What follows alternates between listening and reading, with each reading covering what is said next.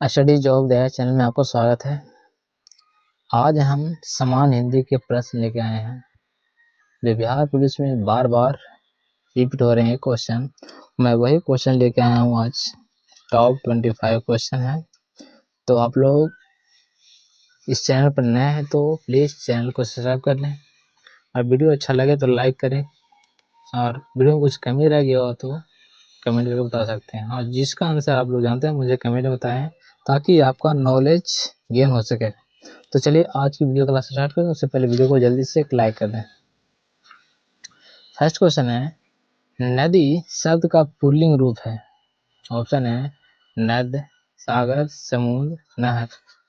इस प्रश्न का आंसर आप लोग जानते हैं तो मुझे कमेंट में बता सकते हैं। इस प्रश्न का राइट आंसर होगा ऑप्शन नंबर ए, नद होगा।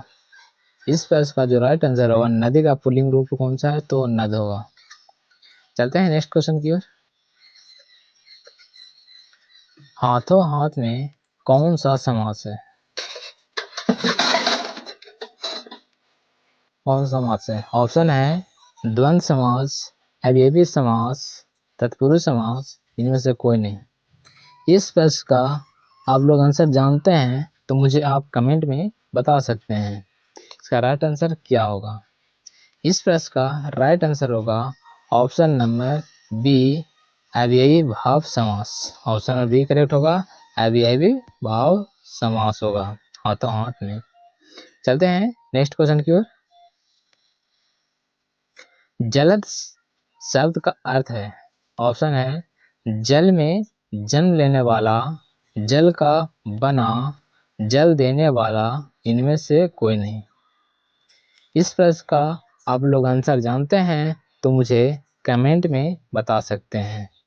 इस प्रश्न का राइट आंसर होगा ऑप्शन नंबर ए, जल में जन्म लेने वाला। ऑप्शन नंबर ए करेक्ट होगा, जल में जन्म लेने वाला जलज का अर्थ होता है। चलते हैं नेक्स्ट क्वेश्चन की ओर।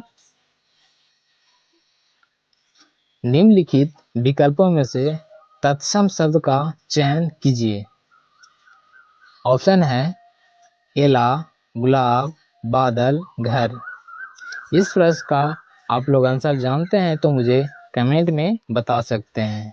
इस प्रश्न का राइट आंसर होगा ऑप्शन नंबर ए, एला, जो तत्सम शब्द का रूप है एला।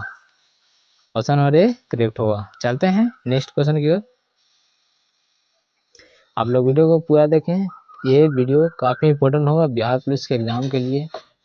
तो देखिए नेक्स्ट क्वेश्चन है, निम्नलिखित में से कौन सा शब्द मोर का पर्यायवाची है? ऑप्शन है शिखा, मधुकर, शिखी, केहरी। इस प्रश्न का राइट आंसर होगा ऑप्शन नंबर सी, शिखी, जो मोर शब्द का पर्यायवाची है। ऑप्शन नंबर सी इसका राइट आंसर होगा, याद रखना। चलते हैं नेक्स्ट क्वेश्चन की ओर।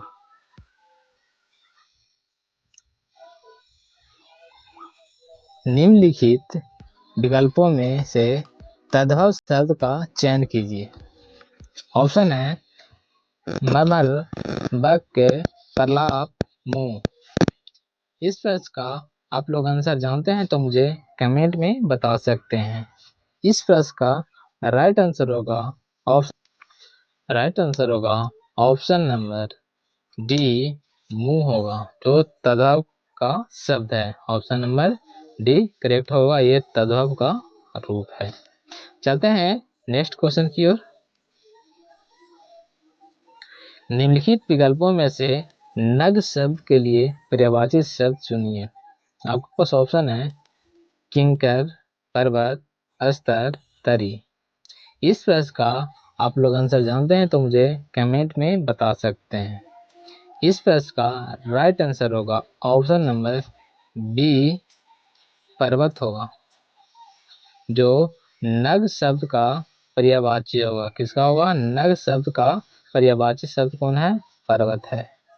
चलते हैं नेक्स्ट क्वेश्चन की ओर।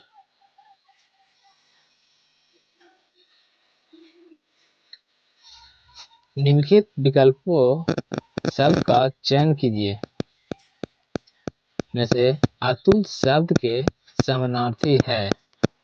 आपके पास ऑप्शन है जल, पहाड़, अद्वितीय, विभूति। इस प्रश्न का राइट आंसर होगा ऑप्शन नंबर सी हो जाएगा, अद्वितीय। द्वितीय हो जाएगा। अतुल का मतलब होता अद्वितीय, जो समानार्थी इसके होगा। चलते हैं नेक्स्ट क्वेश्चन की ओर। निम्नलिखित विकल्पों में से चयन कीजिए ज्येष्ठ शब्द का सही विलोम शब्द। ऑप्शन है कनिष्ठ, अग्रज, पूर्व, भूत। इस प्रश्न का आंसर आप लोग जानते हैं तो मुझे कमेंट में बता सकते हैं। इस प्रश्न का राइट आंसर होगा ऑप्शन नंबर ए, कनिष्ठ। ऑप्शन नंबर ए करेक्ट होगा, कनिष्ठ। क्योंकि ये ज्येष्ठ में होता है बड़ा और कनिष्ठ में मिस होता है छोटा। याद रखना, उसका उल्टा होता है बड़ा को छोटा। चलते हैं नेक्स्ट क्वेश्चन की ओर। निम्नलिखित विकल्पों में से कृपाण शब्द का विपरीत शब्द कौन सा है? ऑप्शन है साधु, दाता, तम, अकर्म। इस प्रश्न का आप लोग आंसर जानते हैं तो मुझे कमेंट में बता सकते हैं। इस प्रश्न का राइट आंसर होगा ऑप्शन नंबर बी, दाता होगा, जो कृपण का विपरीत शब्द है। चलते हैं नेक्स्ट क्वेश्चन की ओर। निम्नलिखित में से कौन सा शब्द कमल का पर्यायवाची शब्द है? ऑप्शन है अरविंद, जलद, अचला, मदन। इस प्रश्न का आप लोग आंसर जानते हैं तो मुझे कमेंट में बता सकते हैं। इस प्रश्न का राइट आंसर होगा ऑप्शन नंबर ए, अरविंद, जो कमल का पर्यायवाची शब्द है, अनिल, अरविंद। चलते हैं नेक्स्ट क्वेश्चन की ओर। निम्नलिखित में भारतेंदु की सही संधि विच्छेद है। इस प्रश्न का राइट आंसर क्या होगा संधि विच्छेद? आप लोग मुझे कमेंट में बता सकते हैं इसका राइट आंसर क्या होगा। है पता होगा कि आप लोग जानते होंगे इसका राइट आंसर होगा ऑप्शन नंबर डी, भारत जोड़ इंदु। ऑप्शन नंबर डी इसका राइट आंसर होगा। चलते हैं नेक्स्ट क्वेश्चन की ओर। सज्जन का विपरीतार्थिक शब्द है। ऑप्शन है चापलूस, व्यभिचारी, सहयोगी, दुर्जन। इस प्रश्न का राइट आंसर होगा ऑप्शन नंबर डी, दुर्जन। सज्जन का जो उल्टा होता है वो होता है दुर्जन होता है। चलते हैं नेक्स्ट क्वेश्चन की ओर। जातिवाचक संज्ञा से भाववाचक संज्ञा के निर्माण का सही उदाहरण है। आपके पास ऑप्शन है गर्म, गर्मी। ऑप्शन है घबराना, घबराहट, लड़का, लड़कपन, दूरी, दूरी। इस प्रश्न का आप लोग आंसर जानते हैं तो मुझे कमेंट में बता सकते हैं। इस प्रश्न का राइट आंसर होगा ऑप्शन नंबर सी, लड़का और लड़कपन। Option number. चलते हैं नेक्स्ट क्वेश्चन की ओर। निम्न में से आरंभ बोधक संयुक्त क्रिया कौन सी है? ऑप्शन है पेड़ बढ़ता गया, यह काम करना पड़ता है, वह रोने लगा, वह रोने, बीच में ही बोल पड़ा। इस प्रश्न का आप लोग आंसर जानते हैं तो मुझे कमेंट में बता सकते हैं। इस प्रश्न का राइट आंसर होगा ऑप्शन नंबर सी, वह रोने लगा, वह रोने। ऑप्शन नंबर सी इसका राइट आंसर होगा। चलते हैं नेक्स्ट क्वेश्चन की ओर। तुम्हारा विश्वास मैं नहीं करूंगा तो कौन करेगा? उपरोक्त वाक्य में सर्वनाम पदों की संख्या कितनी है? इस प्रश्न का आंसर आप लोग जानते हैं तो मुझे कमेंट में बता सकते हैं। ऑप्शन है 1, 2, 3, 4। हमें पता होगा कि आप लोग इसका आंसर जानते होंगे। इस प्रश्न का राइट आंसर होगा ऑप्शन नंबर सी 3 होगा, जिसमें 3 सर्वनाम पद है, याद रखना। चलते हैं नेक्स्ट क्वेश्चन की ओर। जिस क्रिया का फल कर्ता पर पड़ता है उसे कहते हैं। ऑप्शन है एक कर्मक, द्विकर्मक, अकर्मक, सकर्मक। इस प्रश्न का आंसर आप लोग जानते हैं तो मुझे कमेंट में बता सकते हैं। इस प्रश्न का राइट आंसर होगा ऑप्शन नंबर सी अकर्मक होगा, जिस क्रिया का फल कर्ता पर पड़ता है उसे अकर्मक कहते हैं, याद रखना। चलते हैं नेक्स्ट क्वेश्चन की ओर। निम्नलिखित में से प्रश्नार्थक निपात कौन सा है? ऑप्शन है जी नहीं, मत, क्या, केवल। इस प्रश्न का आप लोग आंसर जानते हैं तो मुझे कमेंट में बता सकते हैं। इस प्रश्न का राइट आंसर होगा ऑप्शन नंबर ए जी नहीं। ऑप्शन नंबर ए करेक्ट है, जी नहीं। चलते हैं नेक्स्ट क्वेश्चन की ओर। संकेतवाचक अवयव का वाक्य है। ऑप्शन है यह गिलास आधा भरा है, राम और श्याम गा रहे हैं, बच्चा चांद की ओर देख रहा है, हाय ये क्या हो गया। इस प्रश्न का आप लोग आंसर जानते हैं तो मुझे कमेंट में बता सकते हैं।